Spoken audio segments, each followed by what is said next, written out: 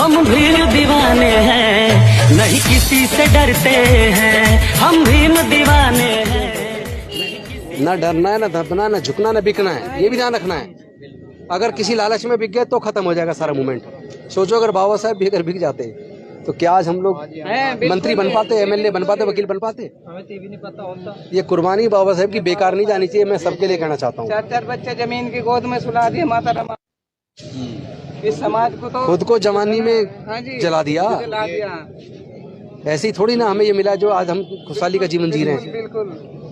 देखो जी, हमने तो जितना जीवन 60 साल का हमारी उम्र आ गई, पर हमने जो है ना 36 साल समाज को। पर हम आपको नमन करते हैं, जय भीम नमो। हम आपको नमन करते हैं। ऐसी बहनें हमारी, इतनी वीर बहनें जो 60 साल की उम्र में समाज के लिए निकल रही रोड पे, ऐसे जिस दिन हमारी सारी बहनें निकल गई ना, तो ये तो कहीं दिखाई भी नहीं देंगे रास्ते में। 36 साल हो गए मुझे तो समाज के बीच। बहुत अच्छी बात है, ये देखो हमें गर्व है आपके ऊपर। निशान है मेरे पूरे जिस्म पर। हम भीम दीवाने हैं,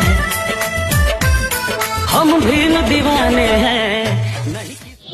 और दूसरा हमारा तो भाई तो नहीं हो सकते आप तो पहले हमारा इतना बड़ा रिश्ता है जिसके आगे खून के रिश्ते कमजोर पड़ जाते हैं। बिल्कुल। ये विचारधारा का रिश्ता है। बिल्कुल। और विचारधारा के रिश्ते से बड़ा कभी खून का रिश्ता नहीं हो सकता। एकदम ठीक है और बिल्कुल मजबूती के साथ साथ खड़े हैं मरते दम तक। हम उसी पे मरते हैं, हम भीम दीवाने हैं, नहीं किसी से डरते हैं। हमारे मार्गदर्शक बड़े भाई राजेंद्रपाल गौतम जी हैं।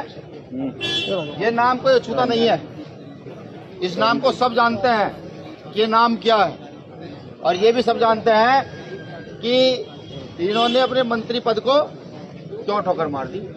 तो मैं चाहूंगा कि भाई आप यहाँ आए हैं सहयोग में, समर्थन में, परिवार के बीच, आप मार्गदर्शन जरूर करें। मैं तथागत बुद्ध बाबा साहब और सभी समाज के महापुरुषों के चरण में कोटि कोटि नमन करते हुए अपने साथियों को सिर्फ एक बात कहना चाहता हूँ कि भविष्य में चूंकि हमारी जो एकता बनती जा रही है समाज की, जो लड़ाई समता, स्वतंत्रता, बंधुता और न्याय की जो डॉक्टर बाबा साहब अम्बेडकर जी ने शुरू की थी और माननीय कांसीराम साहब ने उसको काफी तेज कर दिया, और उसके बाद जो युवा साथी हमारे भाई चंद्रशेखर जी हैं, विनय रतन जी हैं, आर्य जी हैं, निगम साहब हैं, पुष्पांकर जी, सब लोग जो आप सब लोग, हम सब लोगों ने जो एकजुटता के साथ पूरे देश के अंदर सामाजिक न्याय की इस लड़ाई को प्रजातांत्रिक तरीके से, हिंसात्मक तरीके से जिस तरीके से मजबूत किया है, इससे जो जातिवादी और विषमता और अन्याय पर आधारित सोच रखने वाले लोग बौखला गए, और ये इस तरह के हमले हो सकता है भविष्य में हमारे ऊपर और भी हों।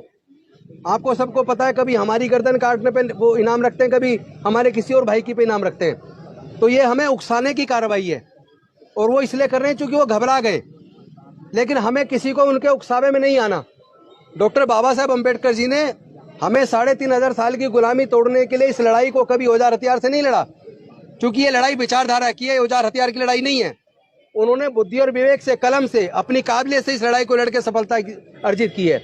हमें इस लड़ाई को अंजाम तक पहुंचाना है। माननीय कांसीराम साहब ने भी कभी औजार हाथ में नहीं लिया, औजार हाथ में लिया तो वोट का। आपको भी वोट के हथियार को औजार में इस्तेमाल करना है, और समाज को एकजुट करके अपने समाज को ताकतवर बनाओ। और ऐसे नेताओं को जो संसद विधानसभाओं में जाके गूंगे बहरे बन के बैठ जाते हैं और समाज की लड़ाई को नहीं लड़ते, मैं कहना चाहता हूं चाहे कोई भी पार्टी का नेता हो, अगर हमारे भाई पे चंद्रशेखर पे हमला हुआ है जानलेवा, कम से कम उन्हें निंदा करके सुरक्षा की मांग तो कर देनी चाहिए। उसमें किसी का क्या घट जाता है?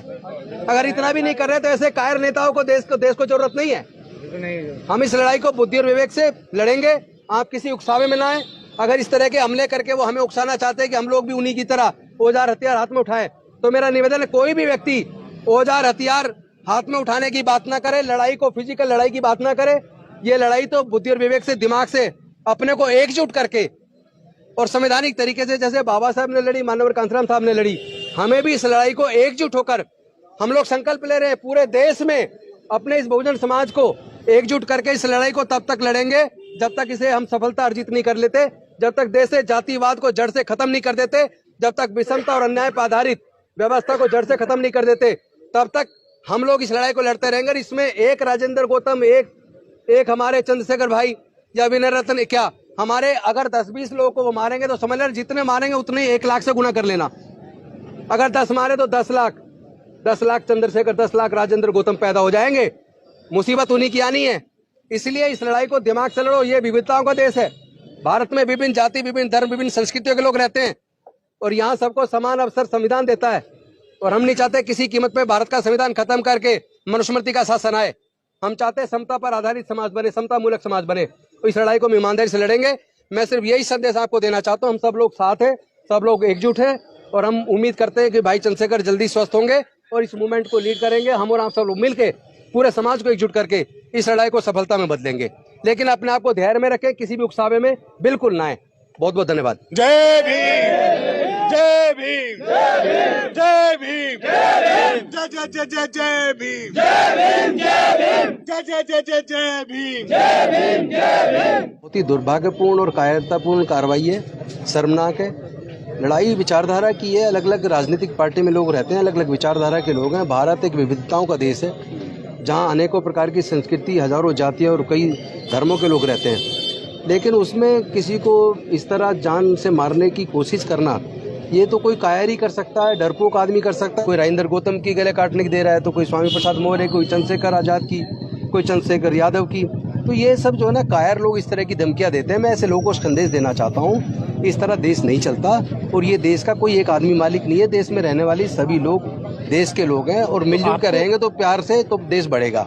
लेकिन एक बात मैं कह दूं, और पॉलिटिकल हमला हो सकता है। ये बेसिकली विचारधारा की लड़ाई है और इसको लाठी गोली से जो लोग सोच रहे हैं कि इससे जीतेंगे, तो वो गलतफहमी के शिकार हैं। अभी ये मांग भी हो रही है Z+ सिक्योरिटी होनी चाहिए, आपका इसमें कोई ओपिनियन? निश्चित तौर पर सिक्योरिटी मिलनी चाहिए। जो लोग, जिनको विशेष रूप से खुलेआम धमकियां मिलती हैं और केवल धमकियां नहीं मिलती, जिन पे हमले भी होते हैं, ऐसे लोगों को अगर सिक्योरिटी नहीं मिलती और जो लोग धर्म के नाम पे भड़का रहे हैं लोगों को, उनको जो सिक्योरिटी मिलती है, तो ये कोई अच्छा संदेश नहीं है और देश की सरकारों को इस पे गंभीरता से सोचना चाहिए। आपको सीधे तौर पर लगता है ये राजनीतिक दुश्मनी के तहत किया गया जानलेवा हमला है? देखिए, दोनों चीजें हैं। एक तरफ राजनीतिक है और दूसरी तरफ सामाजिक आंदोलन, जो सामाजिक न्याय का आंदोलन हम लोग लड़ रहे हैं, उसमें आए दिन हम लोग को धमकी मिलती है।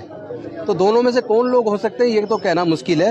लेकिन मुझे लगता है कि चंद्रशेखर आजाद जी के जो साथी लोग हैं, जिन्होंने इस वारदात के जो चश्मदीद हैं और जिन लोगों ने उनको पहचान लिया है हमलावरों को, निश्चित तौर पे उसका खुलासा हो जाएगा। और मैं उम्मीद करता हूं कि सरकार ऐसे दोषियों को तुरंत गिरफ्तार करके और जल्द से जल्द जांच पूरी करके फास्ट ट्रैक कोर्ट में के माध्यम से उनको तुरंत सजा सुनिश्चित करेगी, ताकि इस तरह की किसी घटना को पुनरावृत्ति ना हो और देश में शांति व्यवस्था बनी रहे। और इसी तरह की शांति व्यवस्था की अपील खुद